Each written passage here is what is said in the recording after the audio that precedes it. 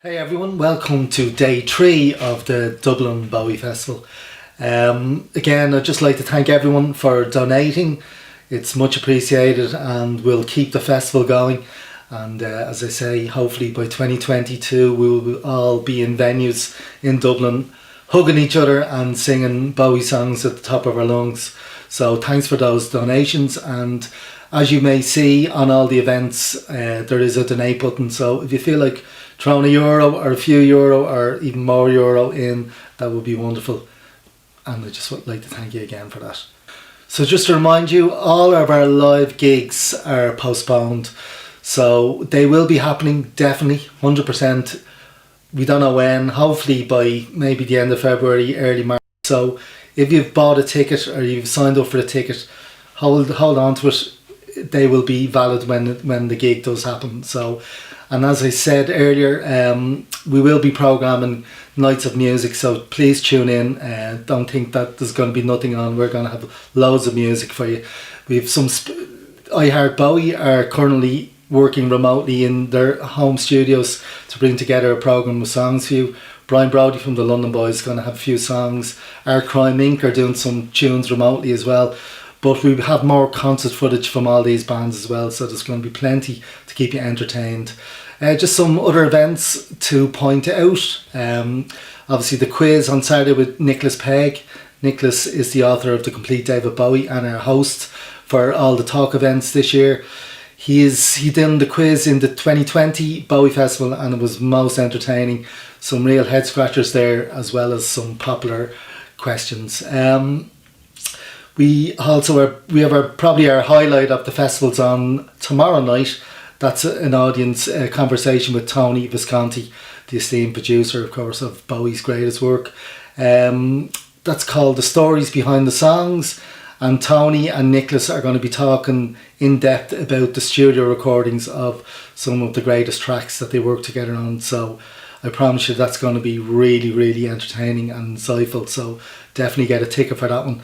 All the tickets, by the way, are available through our website, dublinbowiefestival.ie. So if you'd like to log on and buy a ticket for that, for the Rick Wakeman talk on Friday, and then of course the Hunky Dory talk on Saturday or Sunday evening with Rick Wakeman and Ken Scott, the producer. Of course, Ken also produced Ziggy Stardust and with Bowie, and he also worked with the Beatles in Abbey Road, George Martin, on the Magical Mystery Tour album and the White Album. So Ken is has some history of rock and roll inside of him. So he actually done a talk there a few years ago in Dublin, and it was really, really entertaining and insightful. So that's going to be great. So tonight's event is a conversation with Dr. Niamh Shaw. Niamh, of course, is a great festival friend. She has done a few events for us in Trinity Science Gallery, and she's been great in helping us co-opting with Blackrock Castle Observatory when we done Space Oddity 50th anniversary. She was really helpful, and she presented the concert in the National Concert Hall. She came out and said a few words, and she brought the house down. So to coincide with our 50th anniversary of Life of Hunky Dory, of course the pivotal track from that album is Life on Mars. Niamh is on a mission to go to Mars, and she's going to give us a very entertaining presentation about her mission to go to Mars, and she's going to answer the question once and for all: is there life on Mars? Is there life on Mars? Hi everyone, Niamh Shaw here. Delighted to be speaking to you as part of this year's Dublin Bowie Festival, celebrating Hunky Dory and particularly Life on Mars. I was involved in the Bowie Festival, I think it was 2 years ago, and so I'm delighted to be back again. And Christine and the team asked me to have a think about the topic of life on Mars and take a kind of a space aspect to that. So that's a huge topic. Mars, massive. I guess if we just reflect on Bowie himself, So the album Hunky Dory was released in 1971. So I went and I kind of rummaged around to see what was going on in 1971 in terms of space exploration. And there was a fair bit, of course. In terms of missions to the moon, we still had some Apollo missions, the Apollo 14 and Apollo 15 missions. I mean, the last mission to the moon was in 1972, so it was kind of coming to an end, but there was 2 that year. So there was still a lot of kind of space activities and human space exploration happening around that time that he would have written that piece of that song. And then in terms of Mars, it was interesting. I know he's really progressive anyway, but to be reflecting on Mars when everybody was probably talking about the moon, or they were bored by the moon by that stage in society. And there were a number of missions to the moon, obviously not manned. I mean, we still haven't had any humans on the moon, and it could be a while yet before we have a human mission to Mars. But there were a lot of probes. And in 1971, NASA was involved in a series of Mariner missions. So I think Mariner 9 successfully was one of the successful missions. So I have a few slides for you about my own personal connection with Mars. I participated in a simulated Mars mission. So I guess when we talk about life on Mars and that question of, is there life on Mars?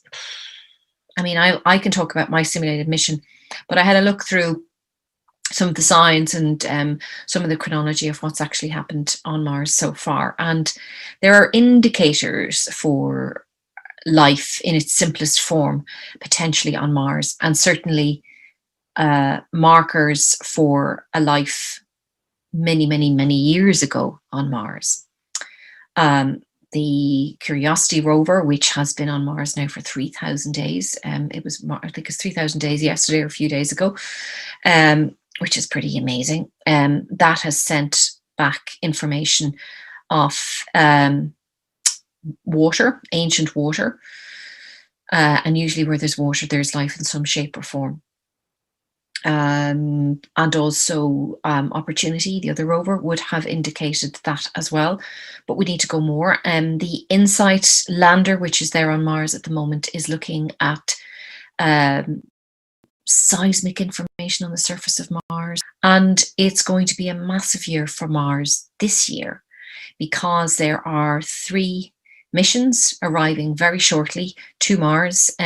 One which will be orbiting Mars, which is from the United Arab Emirates. Their spacecraft is called Hope, and then 2 landers, one from China, Tianwen-2, and a massive one from NASA called, the Perseverance is the rover part of it, or Mars 2020. And they all departed around July of last year, taking advantage of when Mars was closest to Earth. So February is going to be a really interesting month for Mars. And it's curious that Bowie was thinking about life on Mars, about the existence of another species possibly, or humans colonizing there, because I think it's been something that we've always been fascinated with. The early astronomers would have been aware of Mars, 100 years ago, 150 years ago. They would have been looking at Mars through their telescopes. There was this theory that there was these canals on Mars, that this civilization of Martians had created this complex canal system. Schiaparelli would have been well known for that, and it would have drawn them. And of course, the more information that we gathered about Mars, the more we realized that they weren't. They were just lines of, different geologies of the surface of Mars, but no rivers, sadly. But they do believe that water once did run on Mars and that life once thrived on Mars. And the big mystery to solve is what happened to Mars for it to become such a barren place now. Mars is very cold. It has temperatures around about minus 65 degrees centigrade and a very thin atmosphere of carbon dioxide. It really isn't very habitable for humans, and there really isn't anything there. The surface of Mars, they reckon, is about 3.5 billion years old so far. But with these 3 new missions, particularly the Perseverance rover, because that's actually going to be taking samples and returning them to Earth for us to look at, we probably will know more. And of course, once we actually get a human mission to Mars, we will really start to unwrap the mysteries and answer for ourselves, is there life on Mars? But until then, all we can do is ponder that question and think about it here from Earth. So let me share some slides with you. So this is a schematic of our solar system. It's not to scale. I mean, all of these planets are much further apart than that. And just to look at you in summary, so we're the third planet from the sun, third rock. And then to our right is Mars, to our left is Venus.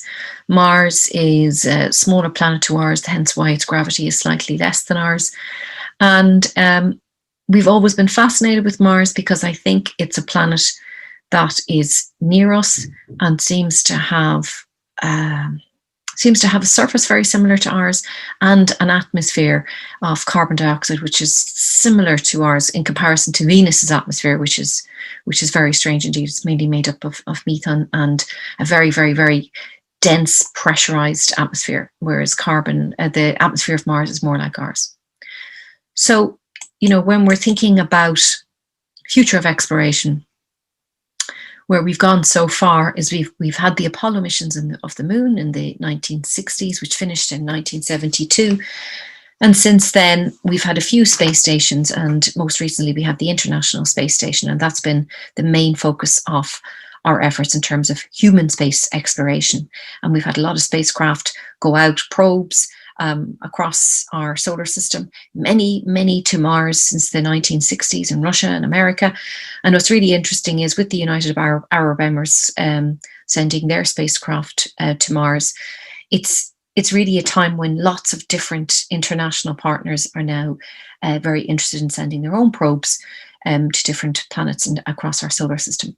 And China will be the second only country to have a lander on Mars. At the moment, it's only America with their NASA Curiosity and Opportunity that have a functioning rover on the surface of Mars. So they reckon that Mars, actually sending a human mission to Mars, probably be in the 2030s at the earliest. And until then, there'll be lots of missions to go and collect samples for us back on Earth to explore. And that's what's starting to happen. So it's a very exciting time in space exploration. And I guess for that, there have to be people who specialize in observing planets other than ours. And they would be called astrobiologists. They're interested in life outside of Earth or life in extreme conditions. And also there's geologists that are interested in the surface of our planet, but not only our planet, but other planets too, and they're geologists. So I got to go here. I got to go on a simulated Mars mission in January 2017. In fact, this weekend it'll be 4 years exactly since that mission. It's amazing because it had such a profound effect on me. And here it is in Utah. And in this sector of the United States, you have national reservations, and you also have lots of national parks. It's a massive dinosaur country, where part of the world where lots of fossils have been unearthed. And right in the middle of that, you see Denver on the right in the state of Colorado, and you see Grand Junction, and then the state just left of Denver is a state called Utah. So that's where I went to participate in a simulated Mars mission in the middle of the Utah desert, at a facility run by the Mars Society, and their station is called the Mars Desert Research Station. So the closest place you can get to is Grand Junction, and then from there you hire a 4-wheel drive car, and you drive the remainder to a small town called Hanksville, which is here. And in Hanksville, the crew that were already stationed at the MDRS, Mars Desert Research Station, came and met us and drove us into there, because it's completely off-road once you go past Hanksville. So this was the highway. That was us getting to Grand Junction and heading on the 70 highway. And this is Hanksville. And it is literally one street and a river, the Fremont River. And Hollow Mountain is the only gas station there. And there is a food store where we met our previous crew. We were crew 173, so we met crew 172. They met us and we drove into the Mars Desert Research Station, which you can see here on Google Maps. So it's completely off-road. And this is what it looks like. And you can see when you look at the geology of the landscape why this has been selected as a research facility, because the surrounding area, it was felt, really looked like Mars, and also some of the geology really looked like Mars. So it's an area where it's very rich in iron deposits, which is why those rocks look red. They've oxidized. The iron has oxidized with oxygen in the atmosphere, which turns it from grey to red, and that's similarly on Mars as well.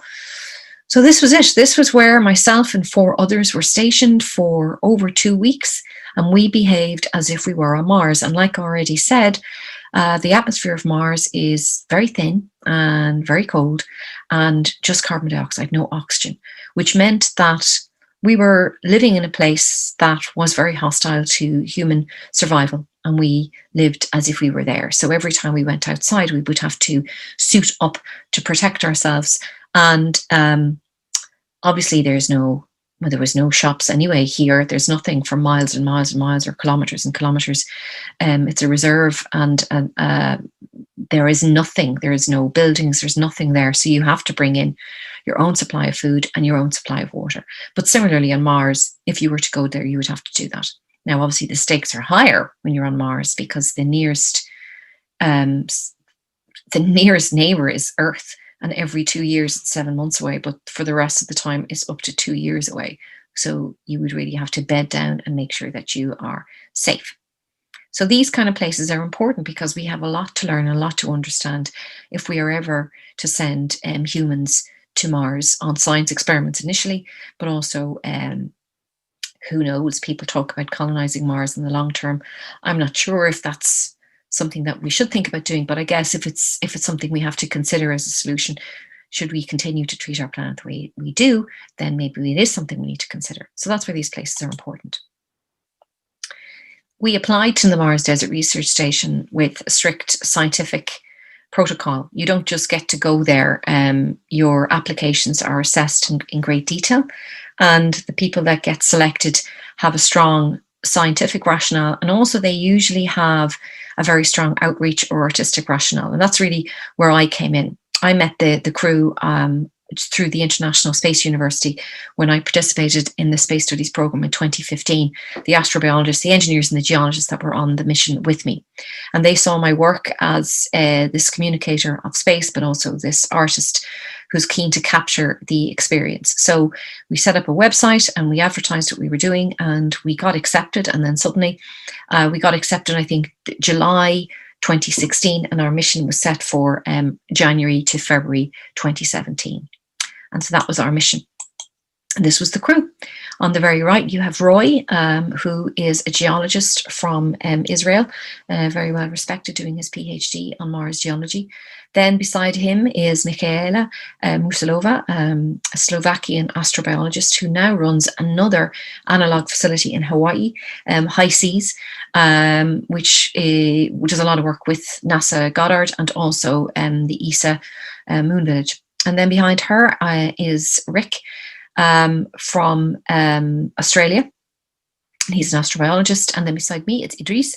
He's French, Moroccan, and he's an engineer. And so we were all there. We had different responsibilities when we were there. I was there to support the science and help them on mission, but also to try and capture the experience. That's what I wanted to do in my own work, but also to create a very thorough suite of videos and audio recordings that we could use after our mission, and to help in, like me, doing talks like this with you, but also to document the experience and humanize it. I found that a lot of previous crews, they would share a lot of their experimental findings, but it was hard to kind of get the real lived experience from people. And I was happy and keen to share the human experience, the good and the bad, as much as the scientific experience.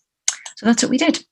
And this is where we lived for 15 days, or sols, because a day on Mars is slightly longer than a day on Earth. So you say sol instead of it.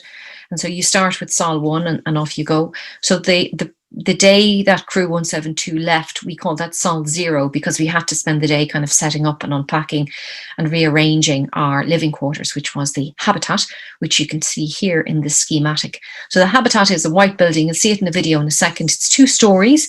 The ground floor was where the airlocks were, so you would use those to get in and get out. An airlock is a double door system because on Mars you couldn't just have a door. You have to have a double door system to protect the oxygen and the pressurized container that you would have to live in when you're there. And so you would suit up, you would go open one door of the airlock, close it behind you, open the other door when it had pressurized equal to the pressure outside, and then you go outside and you would repeat that then on your return. The ground floor had 2 airlocks. One was an area for you to prepare for your EVA or your spacewalks. EVA stands for extravehicular activity. The space sector loves their acronyms. And then the back airlock was the engineering airlock. So you use that because just beside the airlock we had our water tanks, and we had our readings of our electrical supply, and we also had to go and check another reading for our heating system as well from out there. We were given 2 big vats of water, and you link them up to a pump, very, very, very basic pump. You just throw it into the water, and every morning inside the habitat up on the top floor, you would press a button and you would raise the water level to a kind of, it looked kind of like a tank that you'd have, you know, in your attic kind of thing, except you could see the marks on it. And that was where the water would be supplied for your taps, for your bathrooms, for your sinks, and if you wanted to wash the plants. So you had to make sure that that stayed topped up all the time. And so you would go outside every day and check your water levels because you couldn't afford to run out of water. And then the upper deck was where we slept. You see there, you've got kind of 6 divisions. You see upper bunk crew, lower bunk crew, all that. And that was where you lived, or not where you lived, that's where you slept. Very, very small. I was the second bunk on the right. So you see the ones to the left, the extremes are slightly bigger. Our commander had the one on the very left. It's kind of tradition. And then we took some in the middle. Rick had the one just on the very far right, and I was the one beside him. And we shared this kind of a box. You'll see it in a second when I show you the interior. So I slept on the top of this box, and the box kind of bisected both of the rooms, and he slept on the inside lower part of the box. We were kept warm by a propane heating system, which blew in hot air, and it had to happen. It was time to blow in hot air, especially overnight, because it was so cold outside. You're in the desert, and it would get to minus 17 degrees centigrade at night. The wind chill was quite high, very noisy. And unfortunately, I really pulled the short straw in that I picked the only bunk that was on the top, without a kind of a decent ventilation system. So between the noise of the propane gas heater and the hot air blowing in, I couldn't get any sleep. I was desperately dehydrated the whole time I was there. There was a dining table. We would use that for working, and the workstations was like a couch area. And again, you'd sit there and you would work from there. And then we had a kitchen, you know, which was kind of a standard kitchen, except what we ate was all kind of shelf stable, long-term kind of food, dried food. You'll see all this in a second. And these are some of the films that I took, or the videos that I took. So that's an overview of, that's what I would have seen the very first time we approached the facility. The round building is the science dome, so where we conducted our experiments. But we mainly lived in this other round building here, which is the habitat, the 2-story habitat that I just showed you, with very small windows, because on Mars, every window is a threat of the airlock depressurizing inside. So you would have very small windows there. And beside it, you have the green hab, or the green habitat, or the greenhouse, because that's obviously a greenhouse. And we would have experiments there, and we would grow plants as well there. Like Rick planted a load of food for future crews there, carrots and onions and different things. And you see that there's a section that has a kind of a canopy, a white canopy over it. And these were the pathways to the science dome and also the observatory, which we didn't use when we were there. And these were the only parts on mission that we were allowed to go outside without suiting up. So it was sort of like, if we were living on Mars, they would be underground tunnels, because it took so long to suit up. You couldn't possibly be going in and going out, because I'll show you here in this video. This is how you got around from A to B between the different buildings. Very basic. Everything is very basic there all the time. This is the entrance to the green hab there.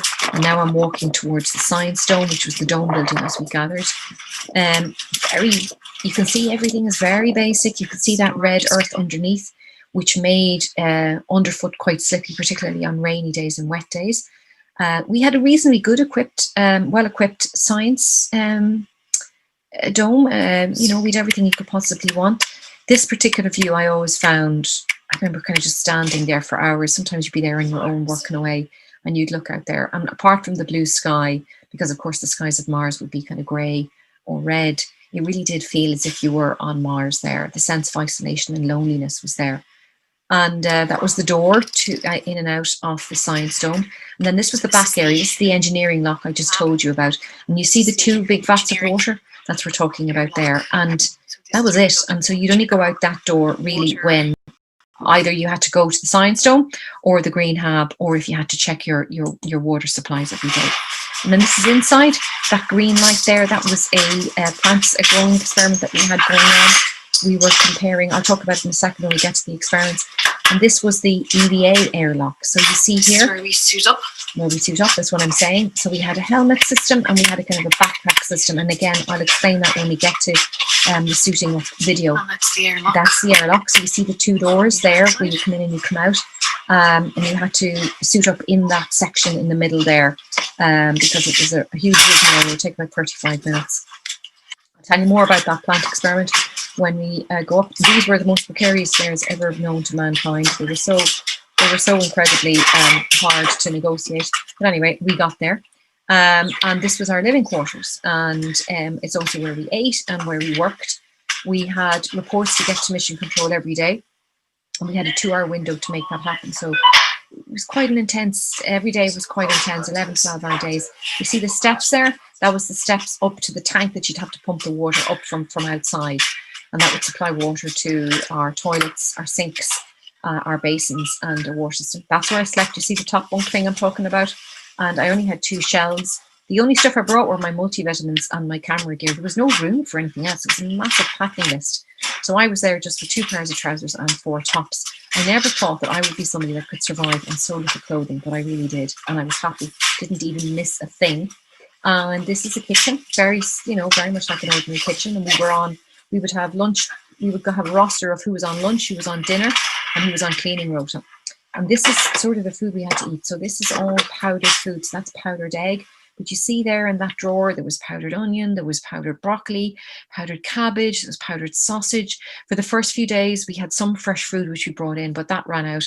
And then after that, then that's what we lived on. Very, very salty diet. Thankfully, my sense of taste is appalling, so I didn't really care. But it really did impact a lot of the other crew who really liked their food.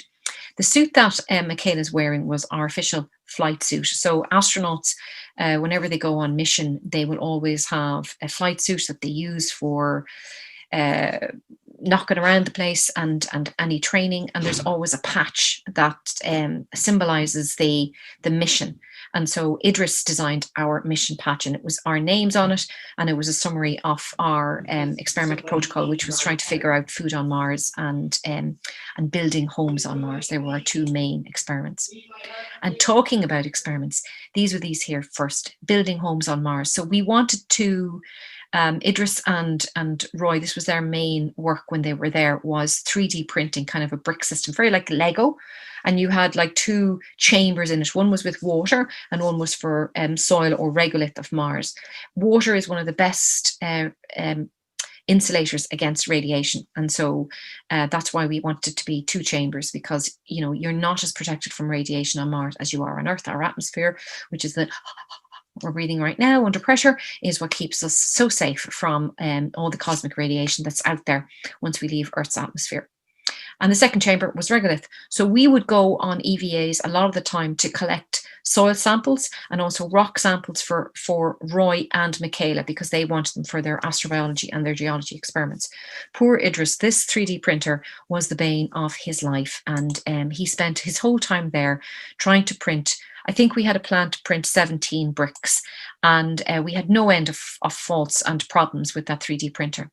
And then in addition to that, we had to do a lot of sieving and preparation of the regolith to have the right soil sample to go into those bricks as well. So that was the job of Roy and Rick, and they would also analyse a lot of the rock samples that we would take when we were on EVA. And this, unfortunately, is the sum total of all the bricks we managed to print when we were there, because everything gets difficult when you take away all the support structures that we have just at the end of a phone, or they can turn up and fix things for you. We had problems with the cold, so a 3D printer feeds in. Ours was feeding in a kind of a filament of plastic, which gets heated by the and then by the extruder, then it gets fed in to 3D print the printer. But because it was so cold there, it kept freezing. No matter where we placed it, we had a problem with it. So this was it, the sum total. But we did have proof of concept, which is what we wanted to do, that yes, it is possible to 3D print bricks on an analog facility, but you need either a state-of-the-art printer, in which case, how do you bring that to Mars? And if you're going to use one of the existing ones there, you just need a huge amount of patience. So that's what we learned about that. Our second big experiment was growing food on Mars. So what we did was we did a kind of a comparative analysis where we grew the same seeds in the green hab, which is where you can see Rick, which is our greenhouse, and then also growing them under that pink light that you saw in that video. And that was Michaela's experiment that she brought from Slovakia. Rick spent a lot of time in there. He planted a lot of food for people for future missions: carrots, onions, spinach, beans, and because we were only there for 15 sols, we gave instructions to the crew after us, crew 174, and the next crew, to ask them to continue to grow those same foods and just water the plants. But what happens is, and it happens with a lot of experiments, is that unless you're there on site, things can go wrong because other people have other distractions, and they've got their own work to do. So sadly, past crew 174, those plants didn't last very long. So poor Rick's efforts and all those days that he spent in the green hub came to nothing. But we did successfully have this comparative experiment. So that was growing plants using a certain wavelength of light and seeding kind of a water solution with the nutrients that you would find in soil. And sure enough, they did germinate. So we proved that you can grow food on Mars if you absolutely have to. But the main bulk of our work was going on EVAs, these walks, and they took up a lot of time. They were very tiring as well because the suits were so heavy and because it was so cold, and you went for missions minimum 3 hours at a time, and to suit up would take about half an hour, and you always had to have 2 people staying behind for safety, and listening in on the radio. And then so if there was 5 of us, 2 of us would have to stay behind. So the max you could have would be 3, and we would keep in touch by radio contact. You couldn't go out on your own, so it was either 2 or 3 people that would go at any one time. And the max number of EVAs you could do would be 2 a day, and that would be really hard going.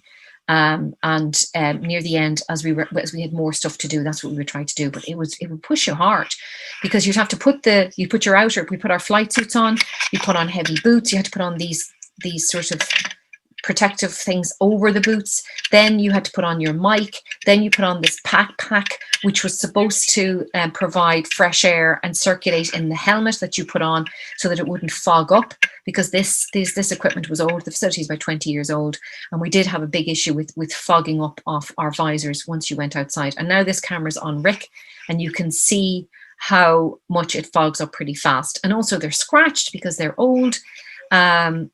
And then you would head off and you'd be on radio contact then, and you would always have to have the backpacks recharged every night and the radios recharged every night.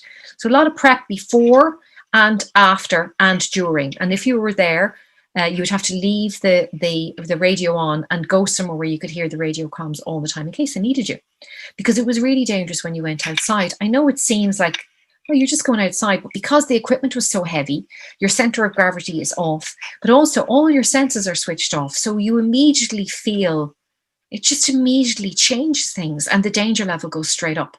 And plus, on top of that, you're trying to drive one of these things. This is the ATV that would take you to the locations where you're going to find your geological samples as part of our experiments. Now I'm filming this. I have my camera on my lap, and I'm filming it because it's a particularly straight and flat surface. But that's not what most of the terrain is like. The terrain is really rocky and bumpy. And a lot of the time, previous crews, if there's going to be any accidents, they usually happen on those ATVs. And then you would have to climb one of the many verges that were there. This is a particularly flat one, but you can see the lads are kind of filming me and having fun because they knew I was very nervous now doing those kind of climbs. I found the weight of the equipment hard. I also had a lot of camera equipment and stuff to bring with me. Plus, this is all new to me. You know, the rest of them are used to doing in the field stuff and jumping up hills and everything. This was completely outside my comfort zone. And I was really scared. Every time we went on EVA, I was really scared. Part of me would always want to cancel, but then when I did do it, I always kind of felt better for it. And there's some of the camera equipment that I would bring. And you're tired as well. As you're going on, you're getting more and more tired every day because I didn't really get proper sleep between the heater and the lack of fresh air coming into my room. It was full on all the time. Plus, from the moment we got up, we never stopped working. Here's, say, a time lapse that I had on a GoPro of the Science Dome. And this is a typical day where we're looking at rocks, we're going in and we're going out, and we're talking to each other. We also did a lot of outreach as much as we could. And outreach is just where you try to engage with the public. And this was my main responsibility when I was there, was to gather all this video and audio. So I always had like a Zoom, which is a voice recorder, on the table while we were talking. Of hours and hours and hours of that, and video. So I had cameras set up where we lived here in the main upstairs area. I had them on everybody when they went out on EVA. I had time lapses in the Science Dome, and every day they would come in and they would be taking photographs as well. And part of my job as sort of the crew artist and the journalist was to provide a daily report, and I had to give at least 5 photographs every day of what we'd done. So I would take all the photographs in, I would have to look at them, I would pick some, and then I would edit them and do a bit of Photoshop on them to, you know, light them better, and then give them to Michaela on top of the report. And we had to have that in a 2-hour window at the end of every day. So between taking down all that information from like 5 or 6 different SD cards, then recharging all the GoPros for the next day, then wiping the cards for the next day, the day is gone. The day is gone. And then you're also on lunch duty or dinner duty or cleaning duty. So it never stopped. And pretty soon you get into a routine and you start to really work together very well as a unit, and you start to really feel how everyone's feeling. If somebody's having a bad day, we all feel it. And the tension, you could cut with a knife. So I always would keep any issues that I had to myself. I would film myself and I would talk about them, but I wouldn't share them with anybody. And I would try and crack a joke, and I would just get beyond it, and I would just focus on everybody else and just put their needs first to try and overcome it. And we became a very tight community, and we got along really, really well. And very near the end, because all these people were really established in their careers, they created quite a buzz back in their home countries. And a French news crew came. So they're here, they're standing there behind myself and Michaela in this shot. They're the only people that came to visit. They were very keen to film us in sim. And that was very strange, very, very strange, because suddenly we had these people from outside our little bubble watching us. And I realized how dirty we were, how smelly we were, and how we had become so used to this lovely way of living, but actually to them, we seemed like pigs, you know, because we couldn't shower because there was such limited water. And, you know, we only flushed the toilet for number 2s, not number 1s. And when you would flush the toilet, you'd hear this kind of sound, because that was the pump that was pumping water around. So you'd no privacy. You'd know when somebody was going to the loo. The toilet blocked for the first 4 days that we were there as well. So that was fun. But we really were a great community. And I would make these audios of questions from followers. So we're going to try and answer all of them.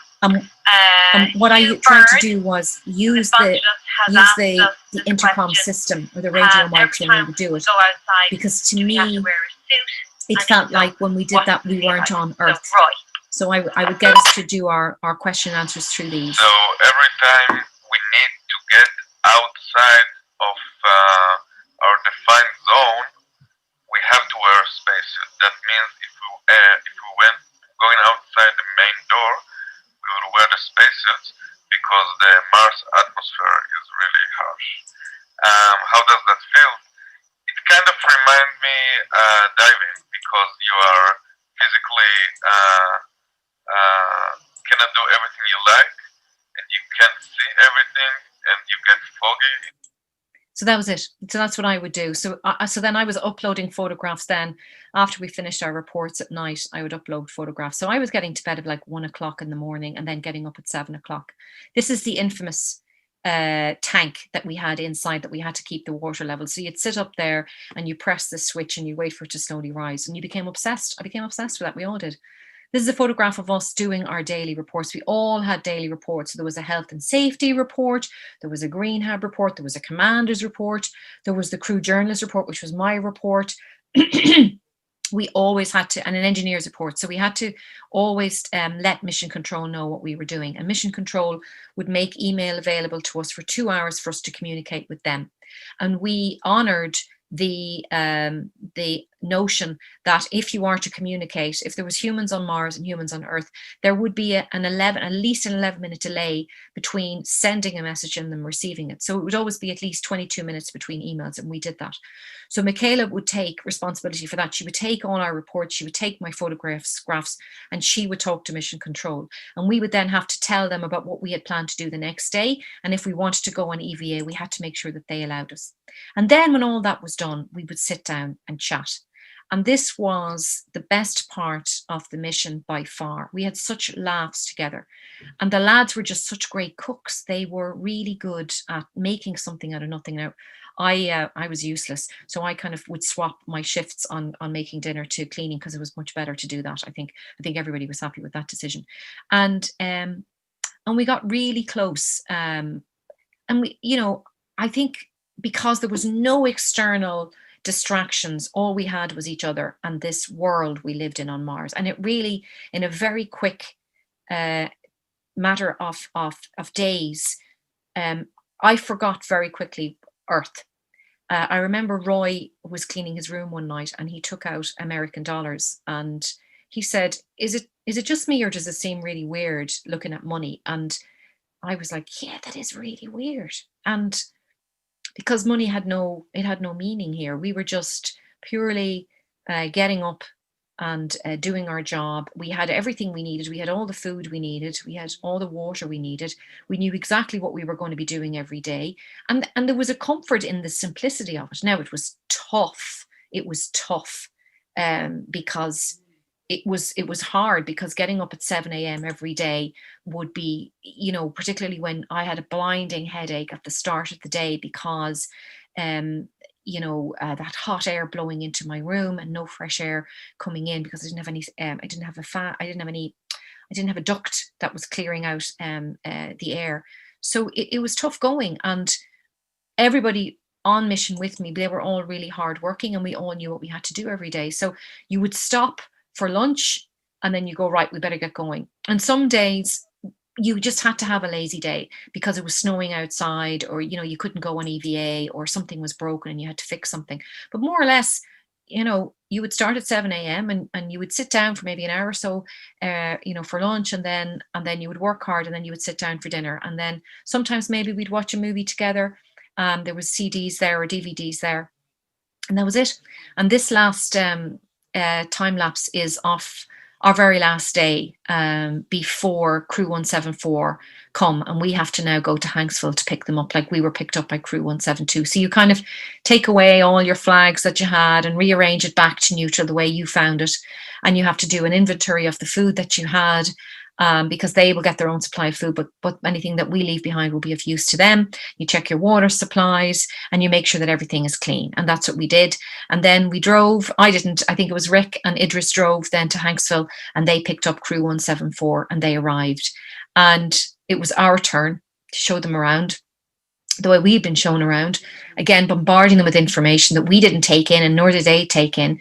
And the same way I thought Crew 172 were completely insane the night before they left, I could see the Crew 174 also thought we were insane, because we had become this tight-knit unit and we had we had shorthand, and we had all these stupid sayings that would make us laugh, because that's all we had for each other, was for stimulation.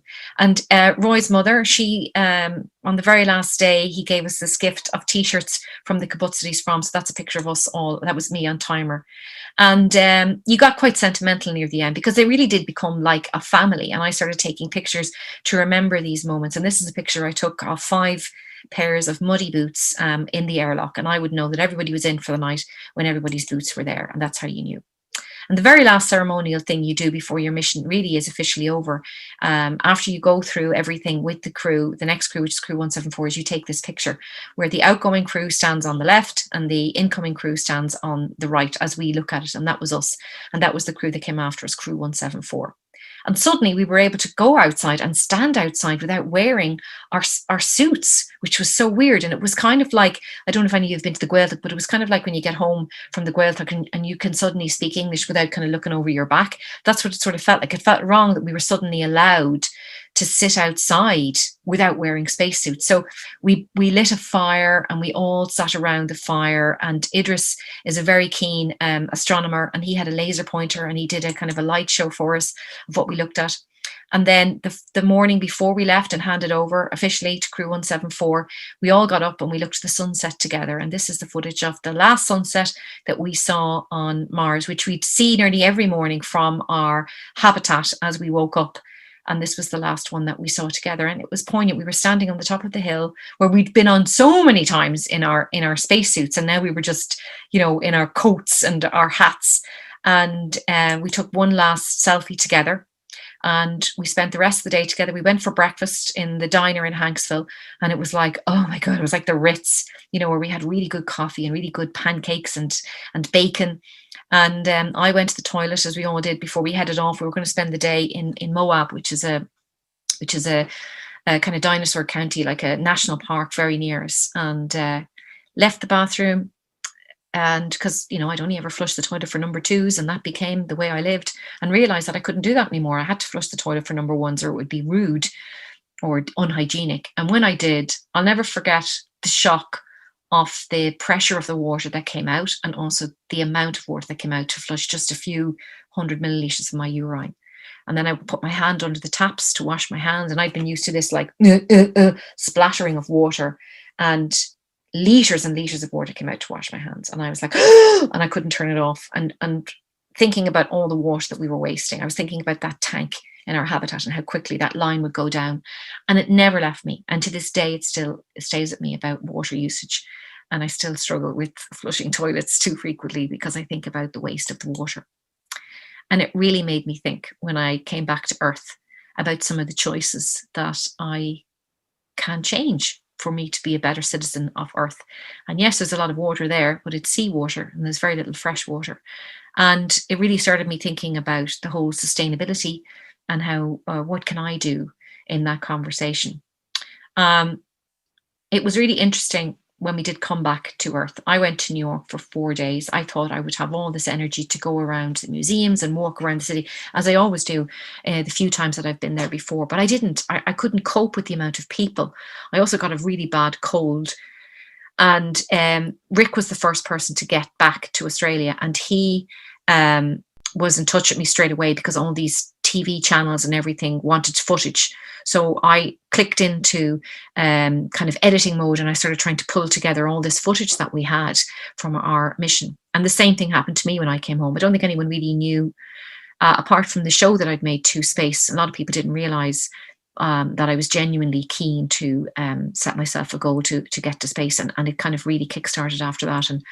And people understood that I was a good communicator of missions and wanted to give a kind of a human touch to it. So I gained everything I needed from that mission and more. And it inspired me to make another theatre show, The Diary of a Martian Beekeeper. And it really helped me write the book. So it paid back so many times over. But the most important thing is it really made me reflect on the sustainability message. And now I spend a lot of time trying to connect the things that I see as being smart solutions with limited resources, and figuring out ways that we can apply that to everyday living on Earth. And that's what this current work that I'm doing now is all about. This notion of connecting climate change and space with everything that I do now, and in my quest to get to space, to get to the International Space Station in the years ahead, I'm embarking on this walking mission, with the notion being of talking to lots of people about my experiences, to talk about space and the perspective of space and how it can help us think about the bigger questions about our existence and our own relationship with our planet.